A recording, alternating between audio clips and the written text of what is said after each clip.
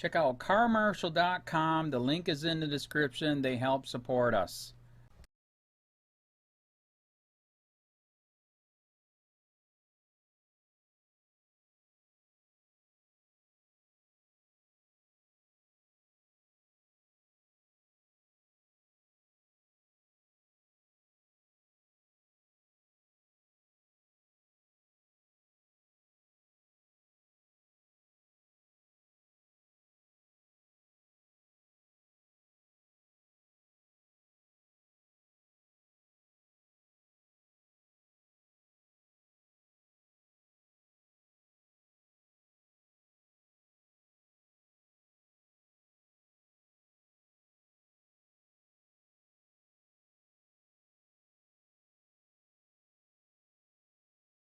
Despite video showing cop smash man's face in, jurors believed police when they said he fell.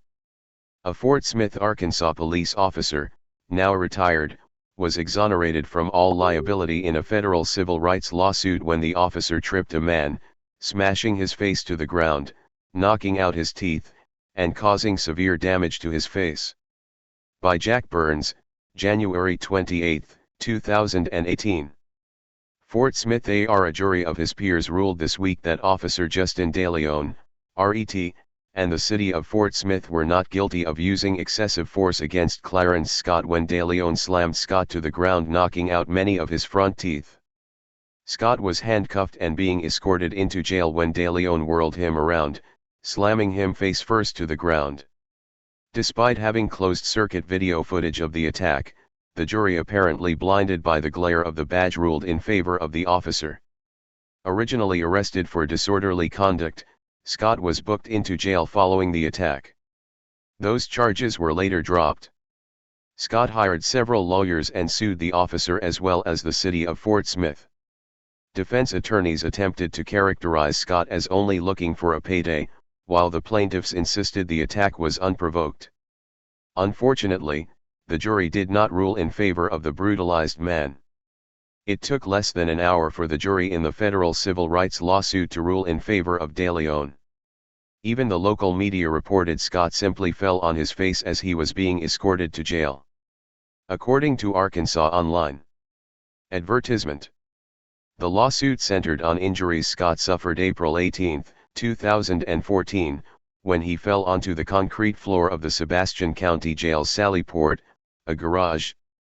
Nothing could have been further from the truth. From the video footage, one can clearly see a compliant Scott, being directed by DeLeon into the jail. All of a sudden, the officer makes an aggressive move towards the prisoner, pushing him onto the trunk of the police cruiser. With only one hand, his other hand was holding a clipboard. The officer then tripped Scott, who fell face first on the concrete floor where he reportedly suffered severe facial and dental injuries. According to Kathy Leah Hudson, one of Scott's lawyers. Yesterday a jury in F.T. Smith, Arkansas, exonerated the city of F.T. Smith and a former F.T. Smith police officer, retired due to health, that knocked out this man's front teeth. An oral surgeon said it will take a $20,000 surgery to correct the damage to his temporal mandibular joints and $1,000 a tooth to restore the broken and fractured top front teeth. The defense said he fell.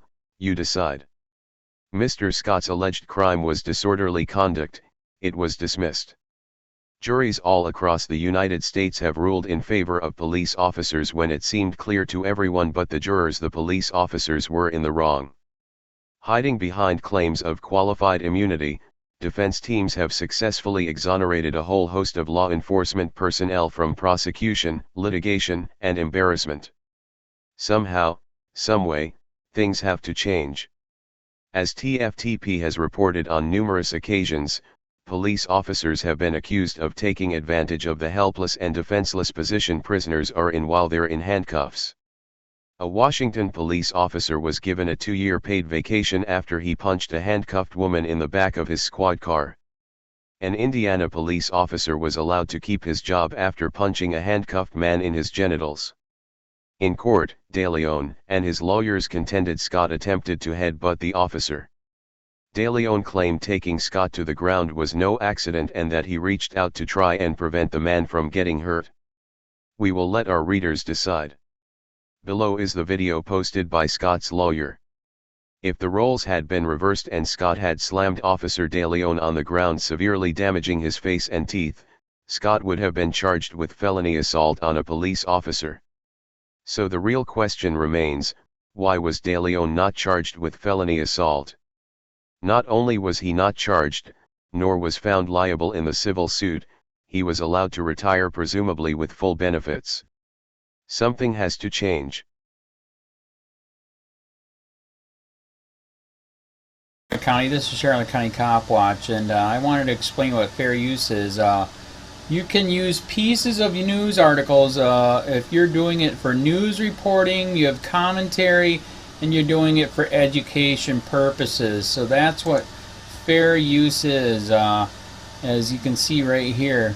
Another reason why I wanted to make this video is to let you know I have just joined with Patreon. A nice thing with Patreon, I make no money on YouTube. They took the money away years ago, and so this is another way to give, and it's a nice thing too because you can give monthly. You can give $1, $5, $10, whatever. I do 4 to 5 hours a day on trying to wake the sheeple up on how corrupt it is and different ways that you can fight the corruption. So Patreon is a way that you can do it, and then of course the old way is still there. Donate to Sheriff County Cop Watch with PayPal or credit card. So keep that in mind. 4 to 5 hours a day. I make no money, but the corruption happened to me and I'm sick of it, so I'm trying to wake people up. But my wife would love it if if we could get some help out there. There's 47,000 subscribers. Just think if each one of you subscribers just gave let's say